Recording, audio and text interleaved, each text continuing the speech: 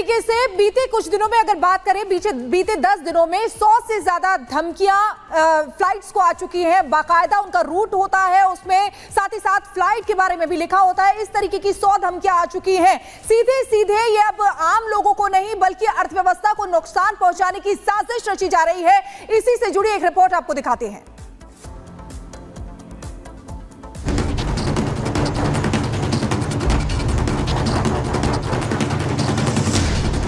क्या भारतीय aviation industry के खिलाफ हो रही है साजिश? क्या बम की झूठी धमकियों से अर्थव्यवस्था को चोट पहुंचाने की साजिश? भारत के खिलाफ एक नई साजिश का ताना बाना बुना जा रहा है। इस बार ये साजिश भारत के नागरिकों के खिलाफ नहीं बल्कि देश की अर्थव्यवस्था के खिलाफ है।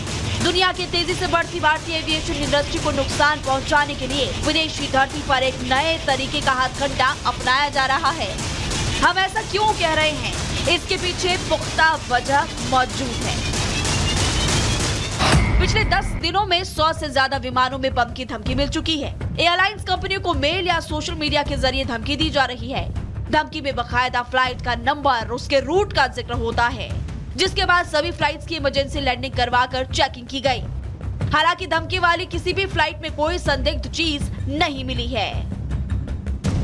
लेट इट बी MHA और एयरपोर्ट लेवल सिक्योरिटी ऑफिसर सबको साथ में लेते हुए वो सारे निर्णय ले रहे हैं and they are working in that process. ये ऑफेंस जो है वो इन फ्लाइट वाले उस सिचुएशन को ध्यान में रखते हुए उसमें सारे ऑफेंसेस का लिस्ट किया गया है। तो हम उसमें ऐड करेंगे जो ऑन ग्राउंड या फिर एयरपोर्ट के पास भी जो फ्लाइट है उसके ऊपर भी ऐसे थ्रेट्स आते हैं, तो उसको भी कैसे डील करना है, कॉग्निजेबल कैसे बनाना है, उसको हम स्पेसिफिकली ऐड करेंगे। तो इन फ्लाइट था, अभी ऑन ग्राउंड को भी ऐड करेंगे।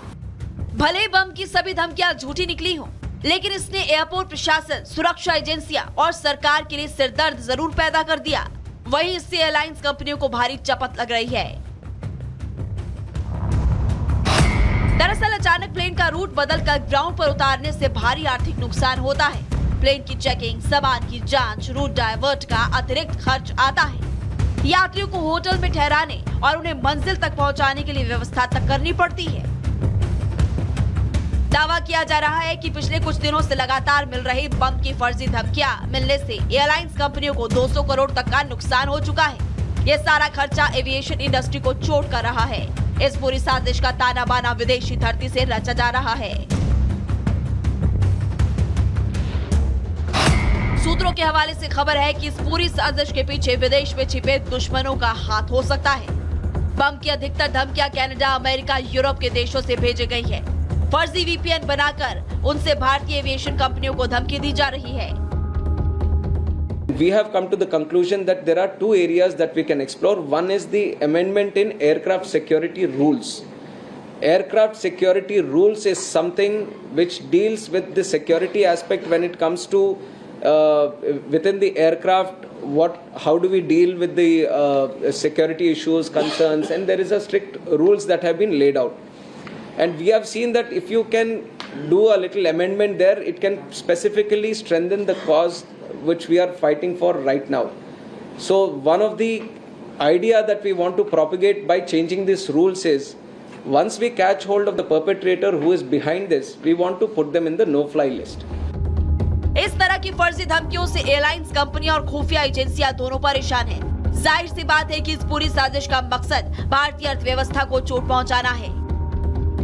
दूसरी तरफ सरकार भी इस तरह के बढ़ते मामलों से निपटने के लिए कड़े कदम उठाने का मन बना चुकी है।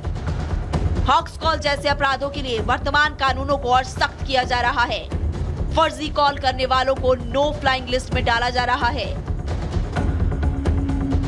वहीं भारी जुर्माने का भी प्रावधान इस दौरान किया जा रहा है। सूत्रों का दावा है कि इस तरह के साजिश रचने वालों पर कड़ा एक्शन लेने के लिए केंद्र सरकार कमर कस चुकी है, जिसका असर जल्द दिखना शुरू हो जाएगा।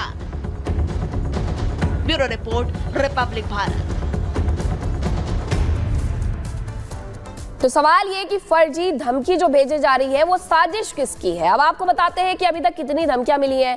साल 2024 की अगर हम बात करें तो सबसे ज्यादा विमान को बम से उड़ाने की धमकी इस दौरान 2024 में दी गई है। 17 अक्टूबर तक 400 से ज्यादा धमकियां मिल चुकी है। जून महीने में सबसे ज्यादा 100 धमकियों भरे मेल आए या फोन आए या फिर इससे रिलेटेड सोशल मीडिया साइट पर लिखा गया था। अक्टूबर में 94 से ज्यादा धमकियां मिल चुकी है कि विमान को उड़ा दिया जाएगा, जिसकी वजह से आनन फानन में विमान की इमरजेंसी लैंडिंग करवानी पड़ती है। राहत की बात यह है कि सभी कॉल्स हॉक्स रही है, यानी कि फर्जी रही है, लेकिन इसके बाद भी जो धमकी भरे मैसेजेस हैं वो आने बंद नहीं हुए हैं और एयरपोर्ट की सुरक्षा इस लिहाज से बढ़ा दी गई है।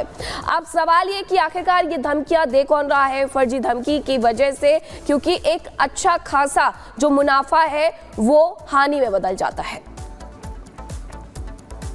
और दिल्ली से हमारे साथ जतिन जुड़े हुए हैं, जतिन के पास जाएंगे। जतिन, बीते 10 दिनों की अगर बात करें तो 100 से ज्यादा धमकियां आ चुकी है। एक धमकी यानी कि 2 करोड़ का नुकसान, सीधे सीधे ये अर्थव्यवस्था पर चोट पहुंचाई जा रही है और बड़ी इंटरनेशनल साजिश का इशारा भी ये करती है। आज बिल्कुल देखिए, अर्थव्यवस्था को तो नुकसान है ही, साथ ही एविएशन इंडस्ट्री को भी इससे नुकसान है। और सबसे बड़ा सवाल ये है कि आखिरकार ये साजिश रच कौन रहा है। पिछले 5 दिनों में 75 से ज्यादा एयरलाइंस को इस तरीके से धमकी मिली और शनिवार की बात कर ले तो 5 बड़ी एयरलाइंस के तकरीबन 25 ऐसी फ्लाइट थी जिनको इस तरीके की धमकी जो है वो मिली है।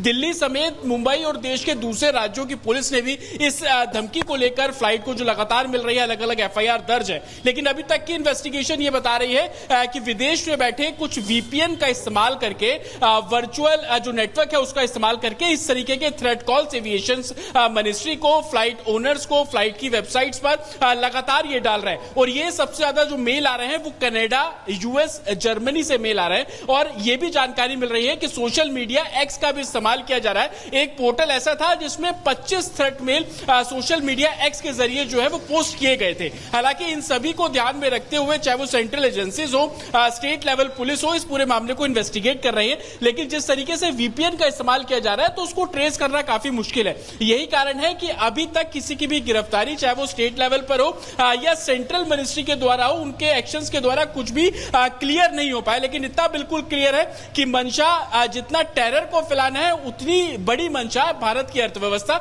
या यूं कह लीजिए कि एविएशन मिनिस्ट्री को डैमेज करना है। क्योंकि जिस तरीके से आप भी बता रहे हैं कि एक फ्लाइट को अगर डाइवर्ट करना पड़ता है तो तकरीबन 2 करोड़ रुपए तक का खर्चा है। आप इस बात को ऐसे भी समझ सकते हैं कि अगर दिल्ली से कोई फ्लाइट उड़ी और उसको डाइवर्ट करना है, जयपुर करना है, तो जयपुर के रनवे को भी इसमें एंगेज करना पड़ता है। वहां से उड़ने वाली जो दूसरी कमर्शियल फ्लाइट है उसका भी इस पर असर जो साफ तौर पर पड़ता है। लेकिन सेंट्रल मिनिस्ट्री इस बात को लेकर काफी गंभीर है। उनका साफ तौर पर यह कहना है कि इस तरीके के थ्रेट मेल करने वाले लोगों पर और भी कड़ी कार्रवाई की जाएगी। जरूरत पड़ने पर कानून में भी प्रावधान किया जाएगा कि जिस तरीके से थ्रेट मैसेज भेजे जाते हैं तो लोगों में डर हो कि वो इस तरीके के मैसेज ना करें। हाल ही में देखा गया कि कई ऐसे केसेस भी थे, चाहे वो एविएशन मिनिस्ट्री के ना हो बल्कि दूसरी चाहे स्कूल और अस्पताल और मॉल के थ्रेट को लेकर हो, वहां पर भी कई सख्त काम जो है वो किए गए। लेकिन सबसे बड़ा सवाल यह है कि अगर आप पिछले बिल्कुल भारत को आर्थिक तौर पर यहाँ नुकसान पहुंचाने की जो कवायद है वो सीधे तौर पर की जा रही है। अब आपको बताते हैं कि आखिरकार करोड़ों की चपत कैसे लगती है। एक धमकी से करीब 2 करोड़ रुपए तक का नुकसान होता है, क्योंकि यात्रियों को उन प्लेन से उतारा जाता है, दूसरे प्लेन में बैठाया जाता है और अब तक 100 से ज्यादा बार धमकियां मिल चुकी है। अगर हम सिर्फ 2 दिन की बात कर ले तो 2 दिन में 55 धमकियां दी गई है। इमरजेंसी लैंडिंग के महंगे फ्यूल का नुकसान होता है, विमान की चेकिंग की जाती है, सिक्योरिटी पर खर्चा होता है और इसी के साथ एयरपोर्ट पर विमान की पार्किंग का चार्ज अलग से देना पड़ता है। रूट डाइवर्जन से दूसरे उड़ानों पर भी असर पड़ता है। यात्रियों, स्टाफ को ठहराने, उनके खाने पीने का खर्चा भी एयरलाइंस को ही देना होता है और फ्लाइट में देरी से यात्रियों को भी कहीं ना कहीं नुकसान होता है, उनके समय का नुकसान होता है। तो ये तमाम ऐसी चीजें हैं जो ये बताती है कि आखिरकार जब एक फ्लाइट को धमकी मिलती है तो उसके बाद किस तरीके से उस पूरी एयरलाइंस पर असर पड़ता है। सिर्फ 2 दिन में 55 धमकी भरे कॉल या मैसेजेस भेजे गए हैं, सिक्योरिटी अब बढ़ा दी गई है। लेकिन सवाल यही कि आखिरकार साजिश के पीछे कौन है जो लगातार भारत को इस तरीके से धमकी भरे कॉल मैसेजेस करता है। तो देखिए, अब आपको बता दें कि 48 घंटे में 55 फर्जी धमकियां मिली। कैसे? अक्टूबर 2024, 19 अक्टूबर में 30 विमान उड़ाने की धमकी दी गई।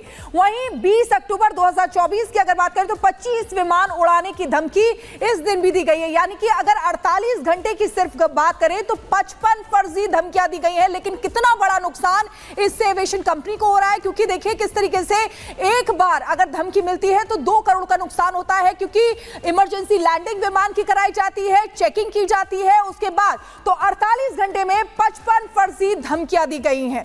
अगली खबर के लिए चलेंगे मीनाक्षी के पास। और अब बात करेंगे न्यू मैक्सिको की। न्यू मैक्सिको में एक एयर शो के दौरान प्लेन क्रैश हो जाता है, जिसमें पायलट की जान चली जाती है। पूरी खबर इस 1 मिनट की रिपोर्ट में।